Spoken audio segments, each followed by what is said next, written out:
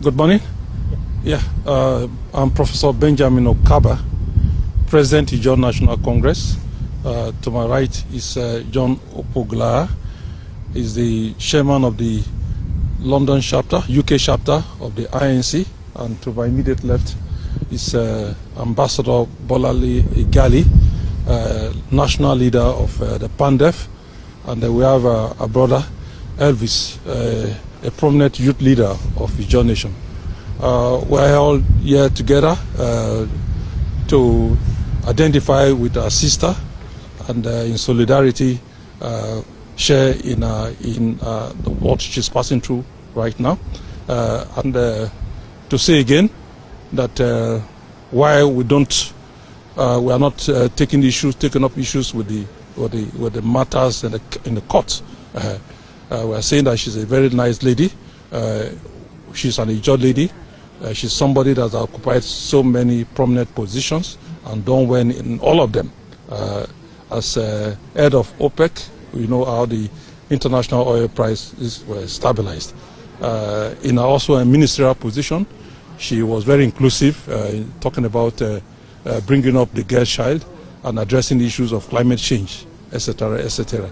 And the major point to also raise is that this is 11 years of incarceration, 11 years of so much hardship, and we're saying that when justice is delayed, it is also denied.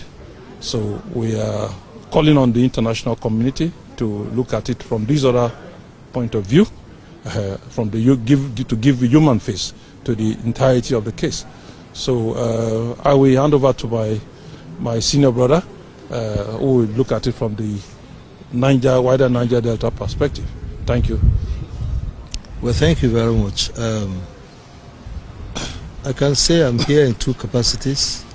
First and foremost, the Mrs. Diezani Alison-Madueke is my sister.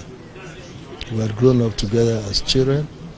Her father, His Majesty late King Frederick Agama, was a close friend of my own late father, Newton Igali. They were all teachers in then Eastern region, and grew to prominent teachers. They later went their different ways to their professional lives. So we had grown up, and I had known Diezani as a sister from one of the most noble families in the Niger Delta. Her father was the prominent ruler of Atisa Kingdom in Bayelsa State. So I'm here as a family member to stand with her at this hour of need, which is proper. And that's what religion teaches us, to bear our burdens one with another. Next is, as a leader of the Niger Delta, let me say this clearly. We from Niger Delta don't condone in any way anything that is corruption, anything that is wrong. We condemn it, we condone it, and we believe that the law must take its course. But at the same time, it is important that I mention that this lady, who is today an accused, has fought very hard for Nigeria. You may not, let us not forget the heydays of militants in the Niger Delta, when our young people took violent expressions and we searched for peace. Oil production came to 600, 700 barrels a day when we could produce 2 million. And we went from creek to creek.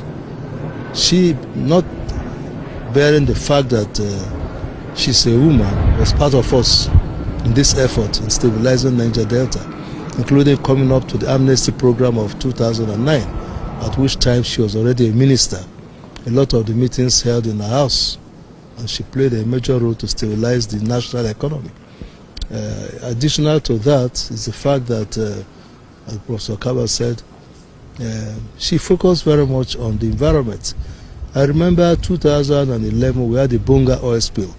Bonga, by the way, is 121 kilometers offshore, very far away.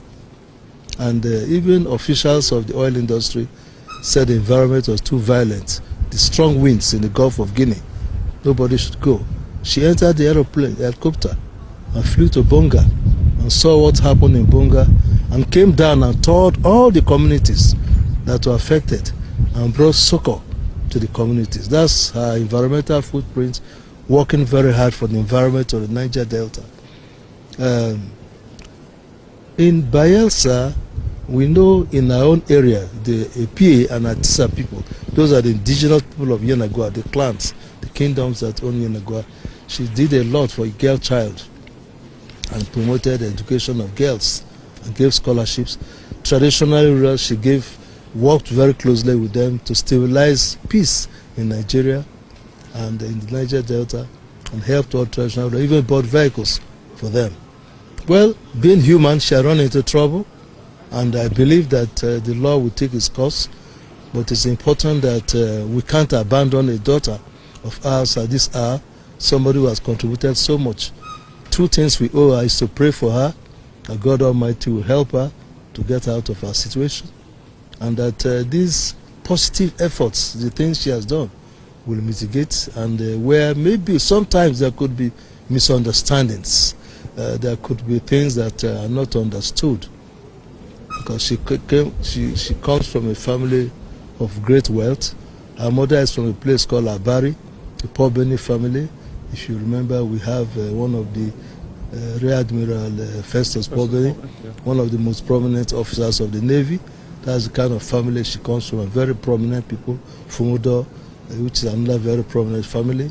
On the Bayelsa side, her father was a king, King Agama, who was perhaps the first inspector of education in what is today Bayelsa State, and then later became a traditional ruler and was owned almost all of Atisa. So she's from a decent family and a good Christian lady. So, but when you're in public service, I've been around, and in public service you can easily run into trouble. Yeah. And I believe that by the time the judiciary finishes with their work, this is a country, the United Kingdom, will respect their legal system. It's what we inherited, and we know that they will be fair, they will be just to her, and they will see her footprint. Professor Kaba has spoken about OPEC.